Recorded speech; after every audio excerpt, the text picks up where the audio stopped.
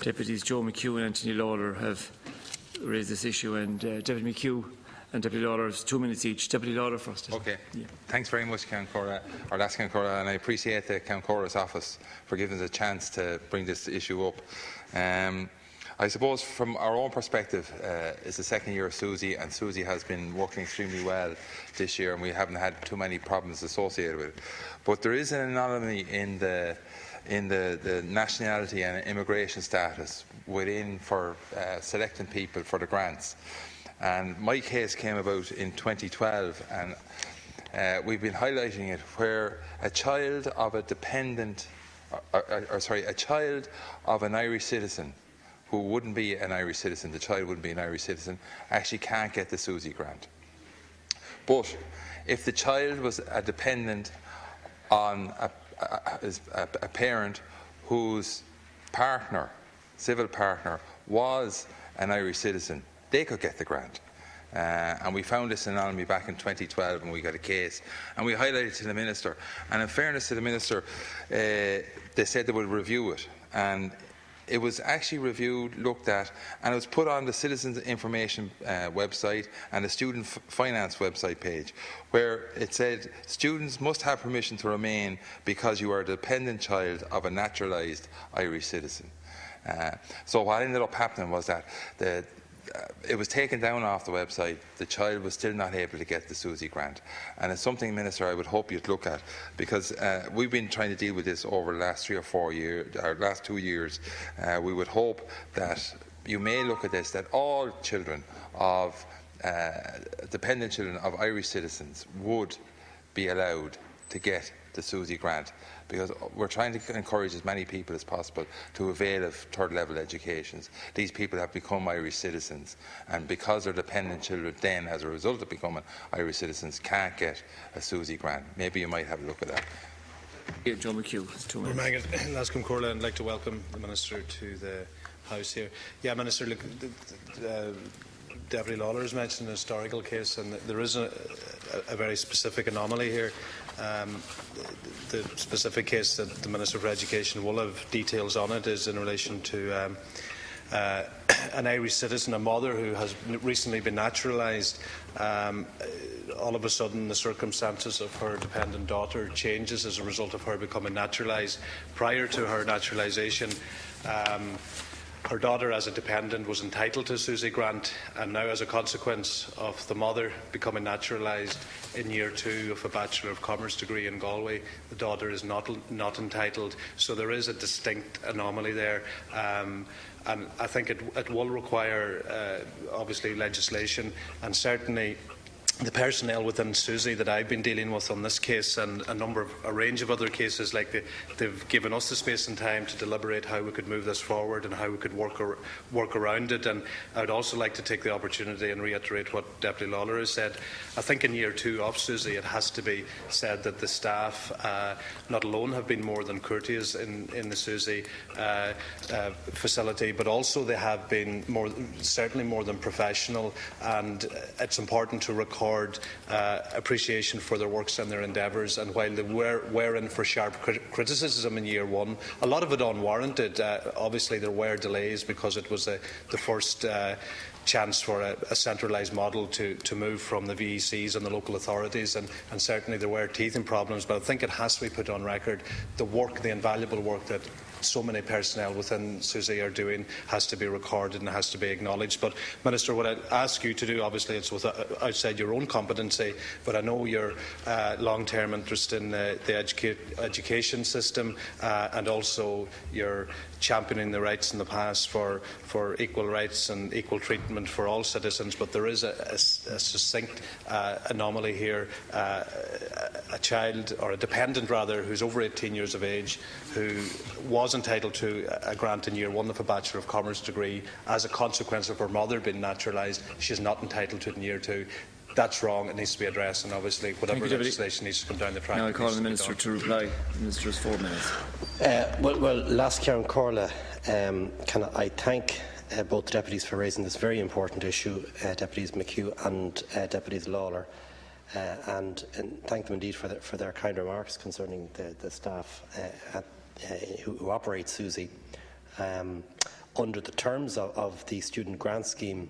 Firstly, can I also apologise for the fact that Minister Quinn is unable to take the issue in the House himself. Under the terms of the student grant scheme, Corla, grant assistance is awarded to students who meet the prescribed conditions of funding, including those which relate to nationality, residency, previous academic attainment and means. The nationality requirements for the student grant scheme are set out in Section 14 of the Student Supports Act of 2011 and Regulation 5 of the Student Support Regulations 2012. The nationality rules require that the student be an Irish, EU, EEA or Swiss national. There are a number of exemptions to this requirement. A person who holds refugee status are the rights and privileges as specified in Section 3 of the Refugee Act of 96, or holds subsidiary protection pursuant to the European Communities Regulations of 2006 also meets the nationality requirement. In addition, a person who holds a prescribed immigration status as provided for in the Student Support Regulations 2013 may also meet the nationality requirement. These include permission to remain as the family member of an EU, EEA or Swiss citizen under the European Communities Regulations or under the EU Directive, and also permission to remain on the basis of marriage or civil partnership with an Irish national resident in the state or as the dependent child of such a person. A person who has humanitarian leave to remain granted before the Immigration Act of 1999 came into effect, or permission to remain in Ireland following a decision not to deport a person under Section 3 of the 1999 Act, also meets the nationality requirement. In all cases, to qualify for a student grant, it is the grant applicant and not his or her parents who must meet the nationality or prescribed immigration status requirements in his or her own right. In some instances, for example, where the student entered the country as a minor, their leave to remain is linked to that of their parents. Where it is established that a student meets the nationality requirement based on such leave to remain, a grant may be awarded. Where the parents are subsequently naturalised during the student's course, the student would continue to meet the nationality or prescribed immigration status requirements, as their status is linked back to the parents' permission to remain in the state prior to naturalisation.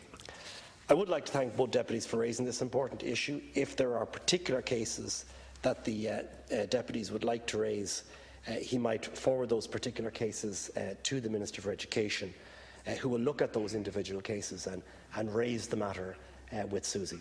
Good morning, Tara. Anthony Lawler, 1 minute. Yeah, thanks very much, Minister, for your response. It still is not clear from your response there as to regarding the cases we've been bringing forward here, that where they are, it doesn't seem to be operated by SUSI from what you were saying, that there are still students out there who should be entitled to grants based on what you were saying to us here, but don't seem to be getting it. So, I would like to see it if it was put on the website, on the student grant scheme website, that that category is made quite clear on the website, that for the nationality and immigration status of students, that is cleared up that they would be entitled to grant based on what you were telling us here this afternoon, Minister. Thank you.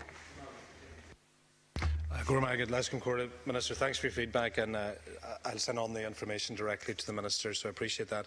In my short time remaining, I want to put another issue on the record, and there's no need for a response, Minister, because I want to put it on the Dáil record for the people within the Department of Education to give consideration. It's in relation to smaller schools, whereby I think the initial thinking around smaller schools was that when eventually a school would get to becoming a one-teacher school, that maybe by parents voting with their feet, eventually they will take the students from the one-teacher school and the one-teacher school will close. But that is not the case, and I want to put on record, last Corla, and my short time available here, that parents in small schools where there is a one teacher, and I'm thinking of one in my own constituency, they want to keep their students in these one teacher schools. The one teacher is under a bit of pressure and we need to look at resources around that teacher, and certainly look at other resources around protection and safety and regulation and proper education, proper educational environment. So this is for the attention of the people in the Department of Education, Minister, to have a rethink around the capacity and the resources that we're putting around the one teacher and a one teacher school, because parents are voting with their feet. They want to keep their children in one teacher schools wherever they are. I think it would be very suitable for a parliamentary question or another topical issue on another day. Minister, to reply. Well, I suppose it's probably an unintended consequence of the fact that we see more people being naturalised now, that this issue has arisen. It's just come to my attention that thanks to the efforts of Minister Shatter, we have many more people now being naturalised as Irish citizens. He's broken the bottlenecks that were there, and as a consequence of that, this net issue that you're raising, deputies, may well have been extenuated in some cases because of the fact we have many more people now as Irish citizens, which is a good thing. My understanding from the notes I've been given is that where a young person goes into the system and in the course of their studies their parent becomes naturalised, they then apply either for naturalisation themselves or leave to remain, which is the normal immigration standard, I think it is. So on that basis, according to the notes I have, can I just put this paragraph onto the record, if I may, last County Court, which help. Where a student's leave to remain in the state is determined by reference to the conditions attached to their parents' initial permission to reside. That condition applies for the student even after their parents naturalise, and until such a time as the student naturalises themselves. And it goes on to say later in the other paragraph, therefore, a student who qualified for a grant at the commencement of his or her studies, as they satisfied one of the conditions as set out in the student support regulations, would qualify for a grant following their parents' naturalisation. On the basis that their parent has become an Irish citizen, they then apply in their own right because they're over the age. And according to the information I have, that whatever they had should remain. Now, the deputies put on the record of the House information that that's not the case. So I do think it's a case of SUSI and the Minister and his colleagues in the department maybe getting around the table and seeing, are there some unintended consequences that were not picked up in the original regulations? Because this should not be happening. And I fully agree with the deputies. This is fundamentally unfair. And the good and honest man that the Minister for Education is, I'm sure, will take this issue very, very seriously and see can a solution be found on a small number of cases that may have come to your attention. Second item, the funding crisis at the